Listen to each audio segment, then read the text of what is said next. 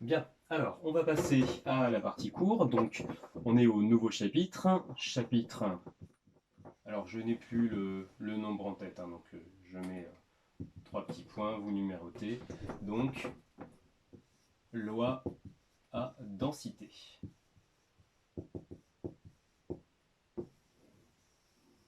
Bien, alors grand 1, principe. On va présenter un petit peu ce que c'est, puis nous, après, on s'intéressera à quelques lois particulières. Principe.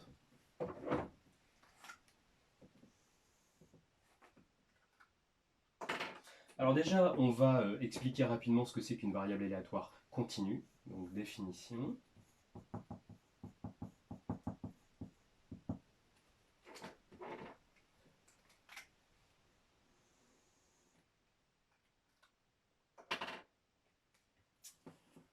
Alors, une variable aléatoire continue. Une variable aléatoire continue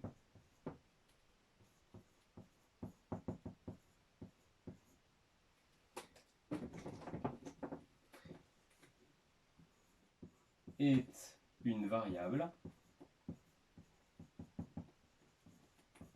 aléatoire. On sait déjà ce que c'est qu'une variable aléatoire, une variable dont la valeur dépend du hasard, dont les valeurs,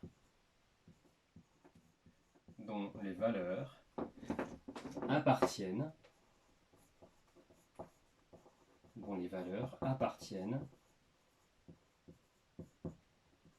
à un intervalle, dont les valeurs appartiennent à un intervalle grand I de R. Voilà, donc, grosse différence avec notre variable discrète, on n'a plus un nombre fini de valeurs pour la variable aléatoire, mais un nombre infini de valeurs pour la variable aléatoire, et ce nombre infini de valeurs, en fait, peut être visualisé dans un intervalle, donc les résultats possibles pour votre variable aléatoire appartiennent à un intervalle. Un intervalle, je rappelle, qu'est-ce que c'est? C'est une portion de R. Voilà. Alors, on peut trouver plein d'exemples possibles finalement, puisque, mine de rien, dans toutes les probabilités qu'on a faites jusqu'à présent, il y avait quand même certains exemples qu'on ne pouvait pas traiter. Alors, un truc tout bête, exemple,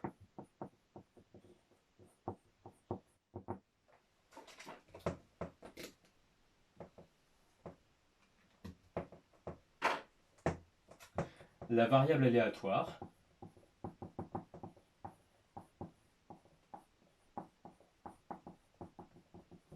égale au temps d'attente à la caisse d'un magasin, par exemple,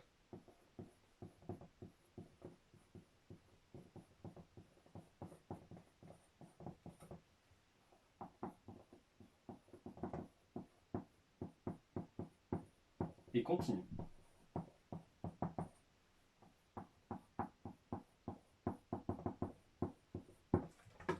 Pourquoi c'est un bon exemple de variable aléatoire continue? Eh bien, tout simplement, quand on attend à la caisse d'un magasin, on peut attendre, par exemple, on peut attendre 35 secondes, mais on peut attendre pendant 1 minute 36 secondes, on peut attendre pendant 5 minutes 43 secondes, mais là, je ne donne que le temps en secondes. On pourrait très bien dire que on attend pendant 5 minutes 35 secondes 43 centièmes, etc., etc. Étant donné que le temps est finalement quelque chose de continu, hein, c'est un nombre réel, le temps d'attente, eh bien, on est vraiment dans le cas d'une variable continue.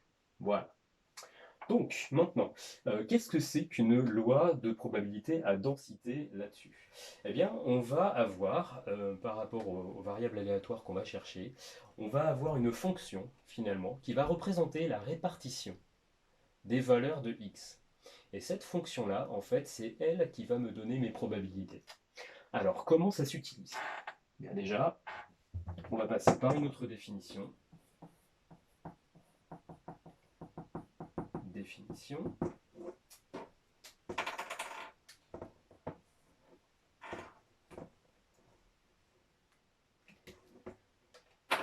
Bien. Donc, soit x, une variable aléatoire continue,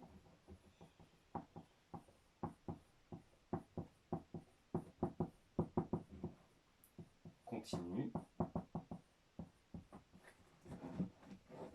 appartenant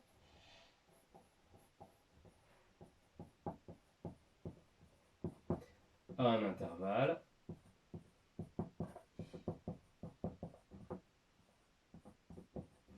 appartenant à un intervalle grand I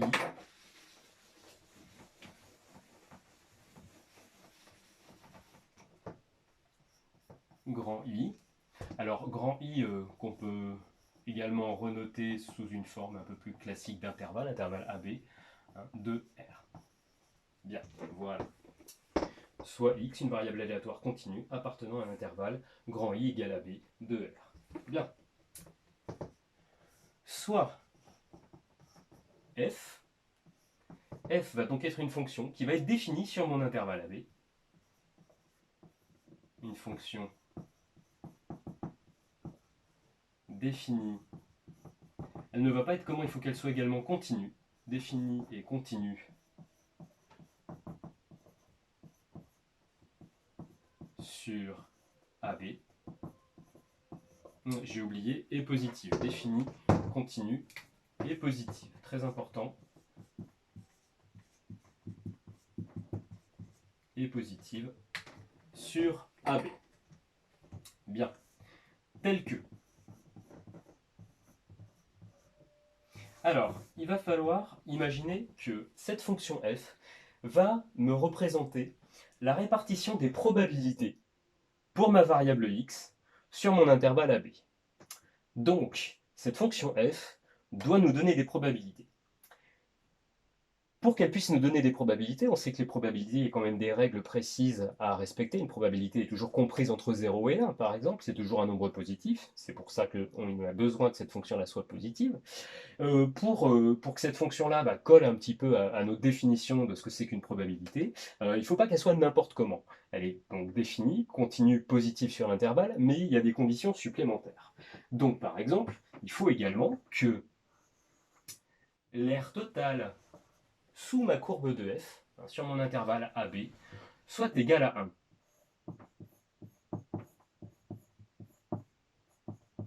Alors pourquoi c'est très important? Parce qu'en fait, la probabilité que x soit dans une partie de AB, la probabilité va non pas être égale à l'image par la fonction, mais elle va être égale à l'intégrale de cette fonction. Et donc, si je prends tout l'intervalle AB, ça veut dire que je prends toutes mes possibilités, et on a besoin donc que le total des probabilités fasse 1. Donc là, c'est toute l'aire sous la courbe de cette fonction qui doit faire 1. Juste en dessous, vous me faites, même si c'est à la main, une petite représentation de ce que ça peut donner. Donc là, voilà mon petit a, voilà mon petit b. Ma variable x peut valoir n'importe quoi entre ces deux valeurs a et b. Et ma fonction f va représenter donc la répartition des probabilités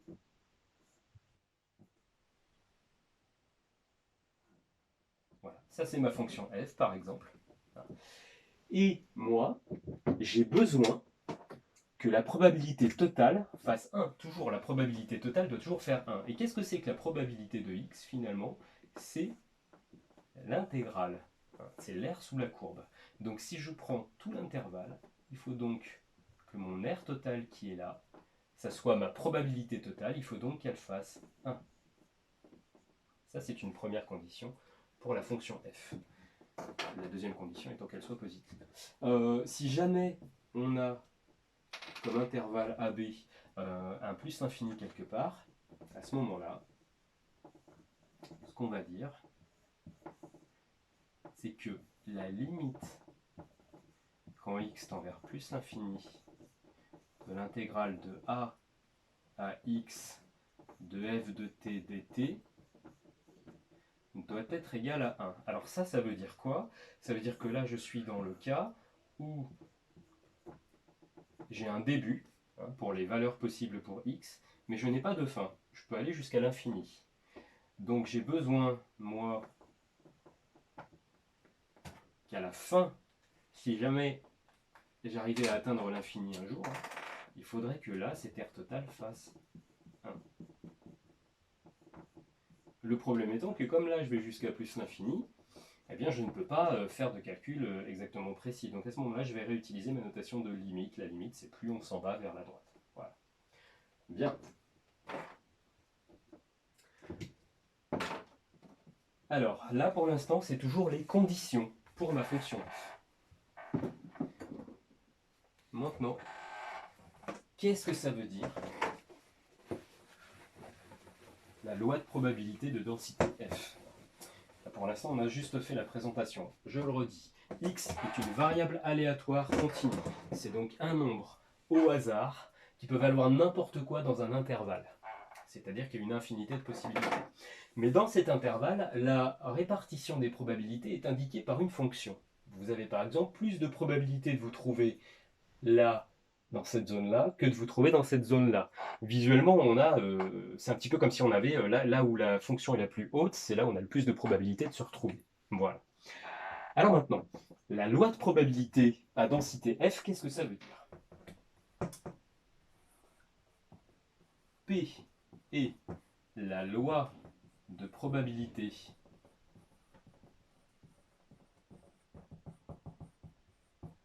de x de densité f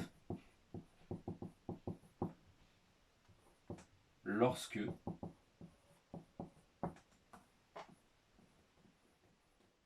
pour un intervalle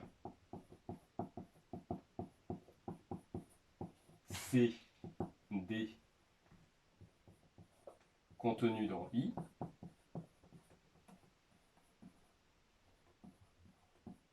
ça veut dire quoi? Ça veut dire que je vais prendre des valeurs au hasard, mais toujours dans mon intervalle de départ, hein. Je n'ai pas le droit de sortir de cet intervalle pour ma valeur x. On a deux points. Et là, on va écrire ça en rouge, puisque ça, c'est le fondement même de toutes les autres lois de probabilité. La probabilité que x se retrouve entre c et d, eh bien, ça sera l'intégrale de ma fonction entre c et d.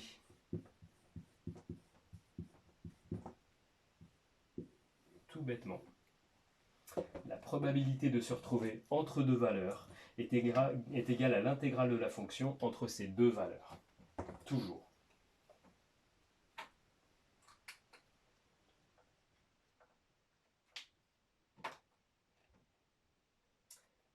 Et donc ça, après, on fera tout un tas de petits exemples et exercices pour montrer ce qu'il y a ici. On fera la suite du cours par rapport à cette formule-là un petit peu plus tard. Pour l'instant, je veux juste que vous marquez ça donc dans votre partie cours, que vous relisiez attentivement. Et moi, je vous mettrai un premier exemple dans un fichier cette semaine sur Pronote pour que vous puissiez bien voir un petit peu comment s'utilise cette propriété-là. Bien. Étant donné qu'il y a une notation d'intervalle, bien sûr, on récupère toutes les petites propriétés des intervalles qu'on a pu voir. Voilà, voilà. Donc je vous souhaite une bonne journée, et puis à la prochaine.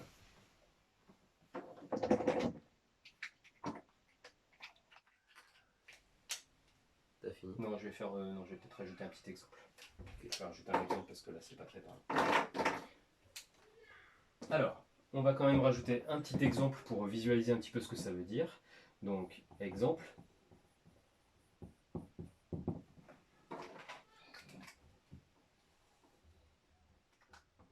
Bien. Pas besoin de mettre des graduations pour l'instant, on n'est pas encore dans des cas trop précis. Alors, j'ai une variable aléatoire dont les valeurs peuvent se retrouver entre deux nombres réels A et B. Voilà, donc j'ai un nombre au hasard qui peut valoir n'importe quoi entre ce A et ce B. Bien. Et la probabilité de se retrouver entre ce A et ce B est représentée par cette fonction-là. Voilà, qui va être ma fonction f. Bien. Je mets mes petits points, mes petits pointillés. Voilà. Ça, c'est ma fonction f. Maintenant, moi, ce que je voudrais, c'est savoir quelle est la probabilité pour ma variable aléatoire de se retrouver dans cette zone-là. Moi, c'est cette zone-là qui m'intéresse. C'est un petit point d'interrogation si vous ne voyez pas bien. Donc, ma variable aléatoire peut être n'importe où entre A et B, mais moi, ce qui m'intéresse plus précisément, c'est cette zone-là. Et un petit peu comme on avait fait pour l'exemple du segment tout à l'heure, la probabilité pour x entre A et B est représentée par cette fonction. C'est-à-dire que l'intégrale de toute cette fonction-là sur AB vaut 1. Maintenant, ce qui m'intéresse en termes d'air, c'est un petit peu comme si je faisais un tirage au hasard, toujours avec la pointe de mon crayon, mais ma pointe de mon crayon, je vais la placer au hasard dans la zone qui est là, dans mon intégrale. Et la question, en fait, c'est quelle est la possibilité que ma pointe de crayon se retrouve dans la zone hachurée en noir? Imaginons, je le redis, que je refais un tirage au hasard, je ferme les yeux, je prends mon crayon et je vais pointer mon crayon, hop, quelque part, sous la courbe. Vous voyez, je fais plusieurs tirages différents. À chaque fois, j'ai une valeur possible pour ma variable aléatoire. Mais, étant donné que c'est un peu plus difficile de donner un nombre directement sur un intervalle, eh bien, je vais considérer que je vais pointer quelque part dans ma zone qui est là. Bien. Si je reste dans la zone qui est là, je devine bien que j'ai toujours une probabilité de 100% de tomber dans ma zone. Donc c'est normal que l'air sous la courbe finalement fasse 1. La question est, si je veux être entre C et D, c'est-à-dire que moi je veux me retrouver dans la zone noire qui est là. Et on devine un peu ce qui se passe, c'est que ma probabilité va donc être représentée par la zone noire en elle-même. Et donc c'est bien cet air noir qui va me donner la probabilité de tomber entre C et D. Donc la probabilité que x soit entre C et D, c'est-à-dire la probabilité que je me trouve dans cette zone noire, bien elle est égale à l'air de cette zone noire, c'est-à-dire l'intégrale entre C et D. Voilà, voilà.